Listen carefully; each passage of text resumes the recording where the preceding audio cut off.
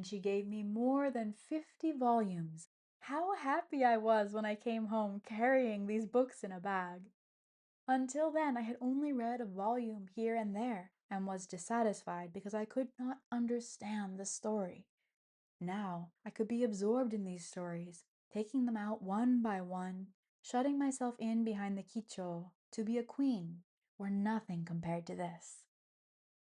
And to give that just a bit of context, welcome or welcome back to her Murmuring library, and to the life of Lady Sarashina as she starts growing up in the imperial capital about 1,000 years ago. Sarashina's Diary, Part 2. When the plum trees bloom, I shall come back.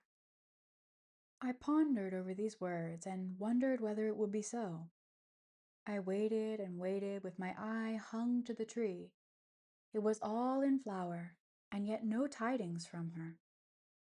I became very anxious, and at last broke a branch and sent it to her, of course with a poem. You gave me words of hope. Are they not long delayed? The plum tree is remembered by the spring, though it seemed dead with frost. She wrote back affectionate words with a poem. Wait on, never forsake your hope, for when the plum tree is in flower, even the unpromised, the unexpected will come to you. During the spring of 1022, the world was disquieted by pestilence. My nurse, who had filled my heart with pity on that moonlit night at the ford of Matsuzato, died on the moon birthday of the ever-growing month, first day of March. I lamented hopelessly without any way to set my mind at ease, and even forgot my passion for romances. I passed day after day weeping bitterly, and when I first looked out of doors again, I saw the evening sun on cherry blossoms, all falling in confusion.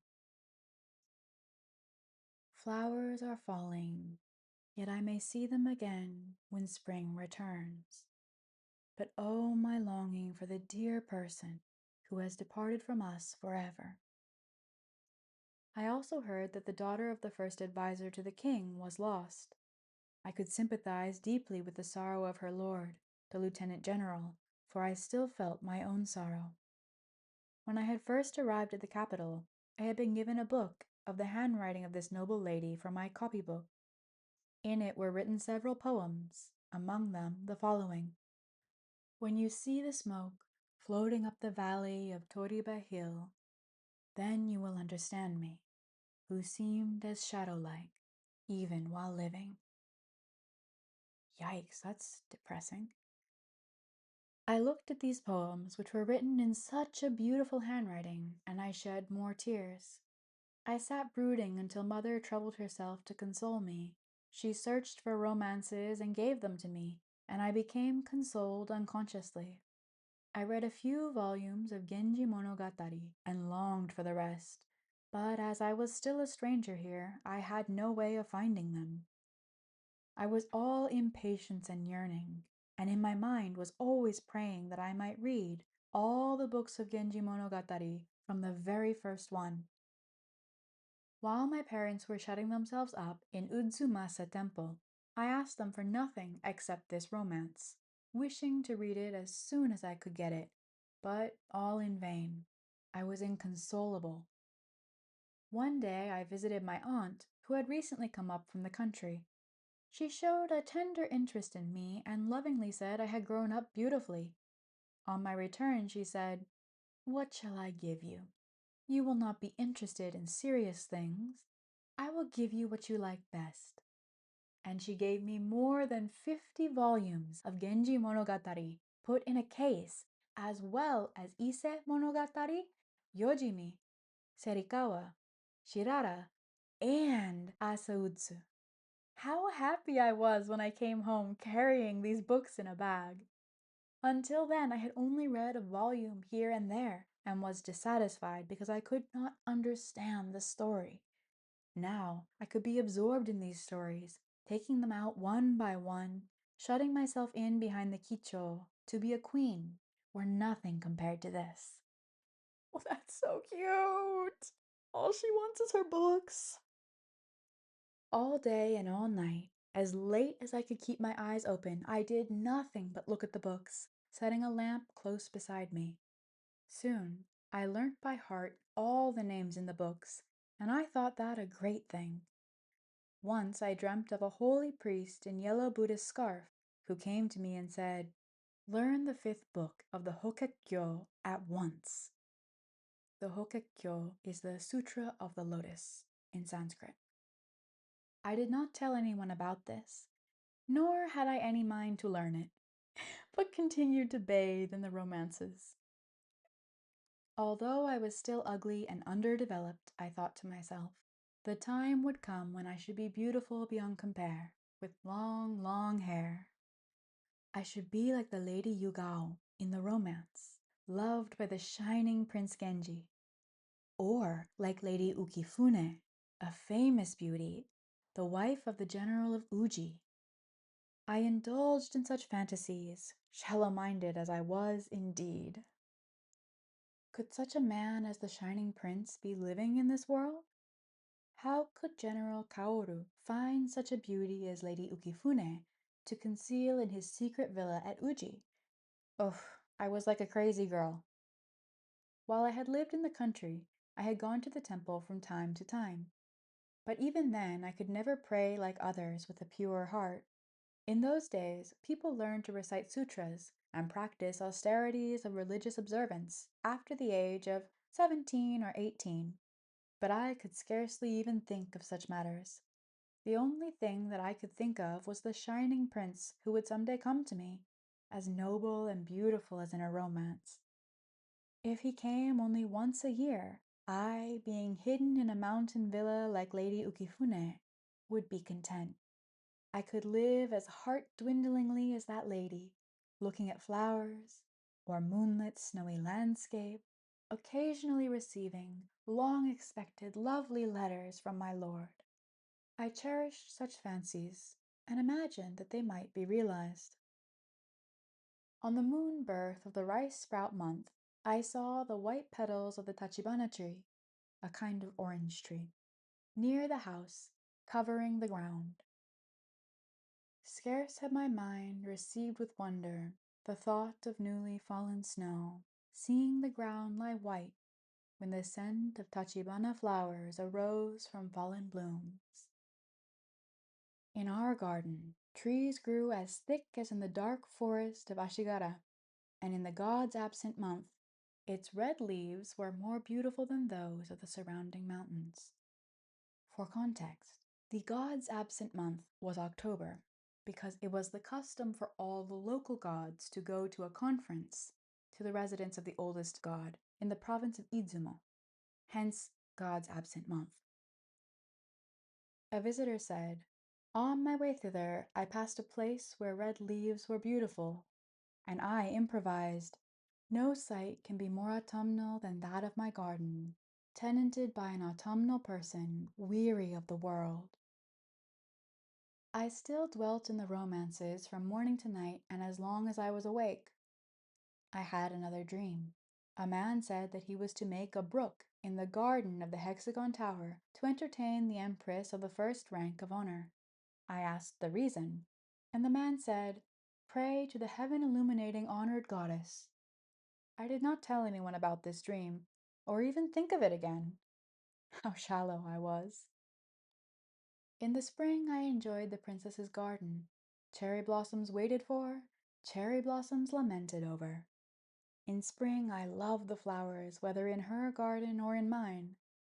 On the moon-hidden day of the ever-growing month, March 30th, 1023, I started for a certain person's house to avoid the evil influence of the earth god. There I saw delightful cherry blossoms, still on the tree, and the day after my return I sent this poem.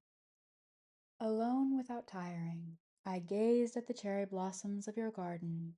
The spring was closing, they were about to fall. Always when the flowers came and went, I could think of nothing but those days when my nurse died, and sadness descended upon me, which grew deeper when I studied the handwriting of the honored daughter of the first adviser. Once, in the rice sprout month, when I was up late reading a romance, I heard a cat meowing with a long drawn-out cry. I turned, wondering, and saw a very lovely cat. "Whence does it come?" I asked. "Shh," said my sister. "Do not tell anybody. It is a darling cat, and we will keep it." The cat was very sociable and lay beside us. Someone might be looking for her, we thought, so we kept her secretly. She kept herself aloof from the vulgar servants, always sitting quietly before us. She turned her face away from unclean food, never eating it. She was tenderly cared for and caressed by us. Once sister was ill, and the family was rather upset. The cat was kept in a room facing the north, one of the servants' rooms, and never was called. She cried loudly and scoldingly, yet I thought it better to keep her away, and did so. Sister, suddenly awakening, said to me, "Where is the cat kept? Bring her here." I asked why, and my sister said, "In my dream, the cat came to my side and said, 'I am the altered form of the late honored daughter of the first adviser to the king.'" There was a slight cause for this. "Your sister has been thinking of me affectionately, so I am here for a while. But now I am among the servants. Oh, how dreary I am!" So saying, she wept bitterly. She appeared to be a noble and beautiful person, and then I awoke to hear the cat crying. How pitiful! The story moved me deeply, and after this I never sent the cat away to the north-facing room, but waited on her lovingly. Once, when I was sitting alone, she came and sat before me, and stroking her head, I addressed her. "You are the first daughter of the noble adviser? I wish to let your father know of it." The cat watched my face and meowed, lengthening her voice. It may be my fancy, but as I was watching her, she seemed no common cat. She seemed to understand my words, and I pity her. I had heard that a certain person possessed the Chogonka, Song of Long Regret, retold from the original of the Chinese poet Li Taipo. I longed to borrow it, but was too shy to say so. On the 7th day of the 7th month, I found a happy means to send my suggestion of my wish. "This is the night when in the ancient past the herder star embarked to meet the weaving one. In its sweet remembrance the wave rises high in the river of heaven. Even so swells my heart to see the famous book." The answer was, "The star gods meet on the shore of the heavenly river. Like theirs, full of ecstasy is my heart, and grave things of daily life are forgotten on the night your message comes to me." On the 13th day of that month, the moon shone very brightly. Darkness was chased away even from every corner of the heavens. It was about midnight, and all were asleep. We were sitting on the veranda. My sister, who was gazing at the sky thoughtfully, said, "If I flew away now, leaving no trace behind, what would you think of it?" She saw that her words shocked me, and she turned the conversation lightly to other things, and we laughed. Then I heard a carriage with a runner before it stop near the house. The man in the carriage called out, "Ogi no ha, Ogi no ha," meaning reed leaf, a woman's name or pet name, twice, but no woman made reply. The man cried in vain until he was tired of it, and played his flute, a reed pipe, more and more searchingly, in a very beautiful rippling melody, and at last drove away. Flute music in the night, autumn wind sighing, wide as the reed leaf, make no reply. With that I challenged my sister, and she took it up. Alas, light of heart, who could so soon give over playing? The wind did not wait for the response of the reed leaf. We sat together, looking up into the firmament, and went to bed after daybreak. At midnight of the Dutsia month, April 1024, a fire broke out, and the cat, which had been waited on as a daughter of the first adviser, was burned to death. She had been used to come meowing whenever I called her by the name of that lady, as if she understood me. My father said that he would tell the matter to the first adviser, for it is a strange and heartfelt story. I was very, very sorry for her. Our new temporary shelter was far narrower than the other. I was sad, for we had a very small garden and no trees. I thought with regret of the old, spacious garden, which was wild as a deep wood, and in time of flowers and red leaves, the sight of it was never inferior to the surrounding mountains. In the garden of the opposite house, white and red plum blossoms grew in confusion, and their perfume came on the wind and filled me with thoughts of our old home. When from the neighboring garden the perfume-laden air saturates my soul with memories, rises the thought of the beloved plum tree blooming under the eaves of the house which is gone. On the moon birth of the rice sprout month, my sister died after giving birth to a child. From childhood, even a stranger's death had touched my heart deeply. This time I lamented, filled with speechless pity and sorrow. While mother and the others were with the dead, I lay with the memory-awakening children, one on either side of me. The moonlight found its way through the cracks in the roof and illuminated the face of the baby. The sight gave my heart so deep a pang that I covered its face with my sleeve and drew the other child closer to my side, mothering the unfortunate. After some days, one of my relatives sent me a romance entitled The Prince Yearning After the Buried, with the following note. The late lady had asked me to find her this romance. At that time I thought it impossible, but now, to add to my sorrow, someone has just sent it to me. I answered, what reason can there be that she strangely should seek a romance of the buried? Buried now is the seeker, deep under the mosses. My sister's nurse said that since she had lost her, she had no reason to stay, and went back to her own home, weeping.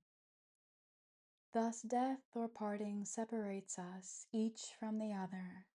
Why must we part? O world too sad for me. For remembrance of her, I wanted to write about her, began a letter from her nurse, but it stopped short with the words, ink seems to have frozen up. I cannot write any more. For context, ink freezing is a euphemism for eyes too blurry with tears to write. How shall I gather memories of my sister? The stream of letters is congealed. No comfort may be found in icicles. So I wrote, and the answer was, like the comfortless plover of the beach, in the sand-printing characters soon to be washed away, unable to leave a more enduring trace in this fleeting world.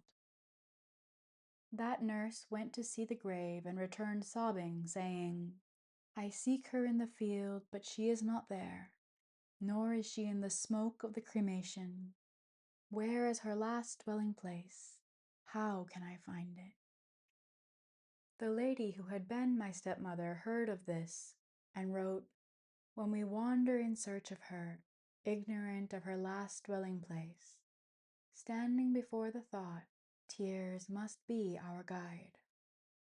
The person who sent The Prince Yearning After the Buried wrote, how she must have wandered seeking the unfindable, in the unfamiliar fields of bamboo grasses, vainly weeping. Reading these poems, my brother, who had followed the funeral that night, composed a poem. Before my vision, the fire and smoke of burning arose and died again. To bamboo fields there is no more returning. Why seek there in vain?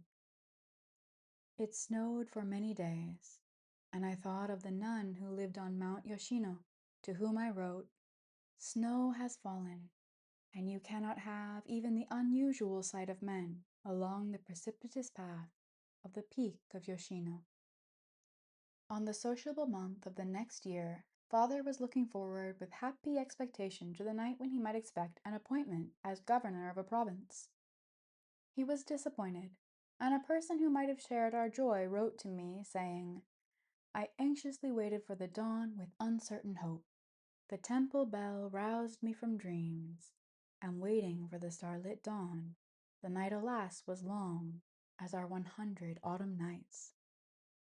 I wrote back, long was the night, the bell called from dreams in vain, for it did not toll our realized hopes.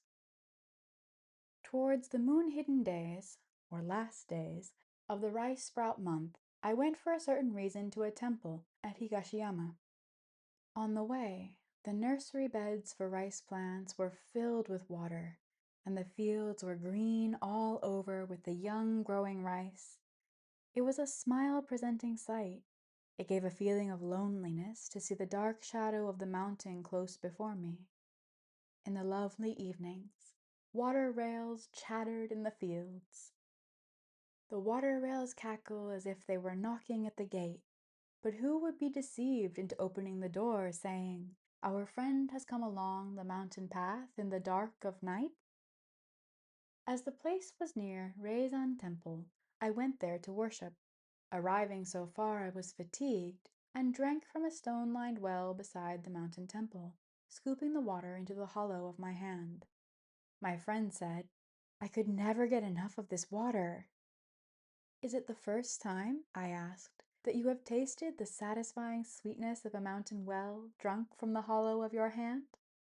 She said, It is sweeter than to drink from a shallow spring, which becomes muddy even from the drops which fall from the hand which has scooped it up.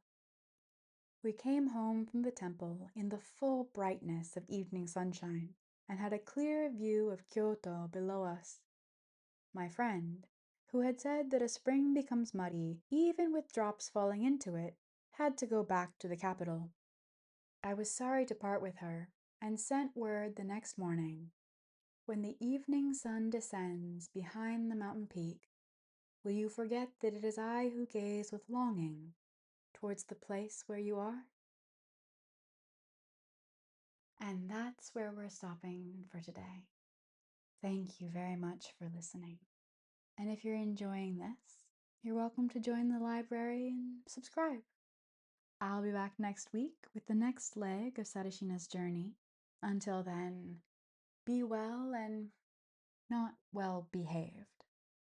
Remember, well-behaved women seldom make history, so be well and a bit wild.